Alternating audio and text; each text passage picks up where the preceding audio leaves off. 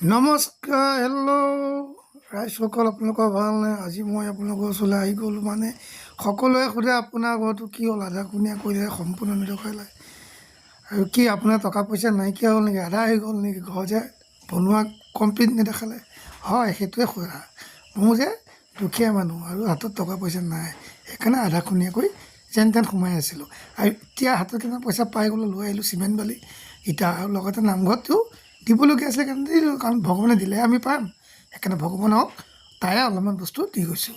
আৰু এই কামখিনি ভগৱানৰ ওচৰত কি কাম কৰিম, কি সেয়াও দেখাম। এতিয়া গৈ আছোঁ ঘৰলৈ, ঘৰত গৈ মাল পেলাই আৰু কামত ষ্টাৰ্ট দিম। এইয়া আহি পালোঁ ঘৰ, আৰু লগে লগে লাগি গ'লোঁ কামত। ৰাইজ এয়া দেখিছেই, কামত ষ্টাৰ্ট দি দিলোঁ, কাৰণ দুটা ল'ৰা। আৰু যদি মই ঘৰখন বনাই থৈ নাযাওঁ কি হ'ব, কাৰণ মোৰ নাই চাকৰি নাই বাকৰি, যেন তেন দুমুঠি খাই আছোঁ। সেইকাৰণে সকলোকে কওঁ, আপোনালোকেও কণ ল'ৰা ছোৱালী বা ল'ৰা ছোৱালী যিমান আছে সকলোকে কৈছোঁ, পঢ়া শুনা কৰা, তেতিয়াহ'লে আমাৰ নিচিনা কষ্ট কৰিব নালাগে। আৰু জানাই মোৰ দুটা ল'ৰা, সেইকাৰণে মই অকণ কষ্ট কৰি থৈ নগ'লেতো মোক দুখন দিব। সেইকাৰণে এয়া লাগি গ'লোঁ ঘৰৰ কামত। এতিয়া উঠিম ওপৰত ৱাল গাঁথনি চলি আছে।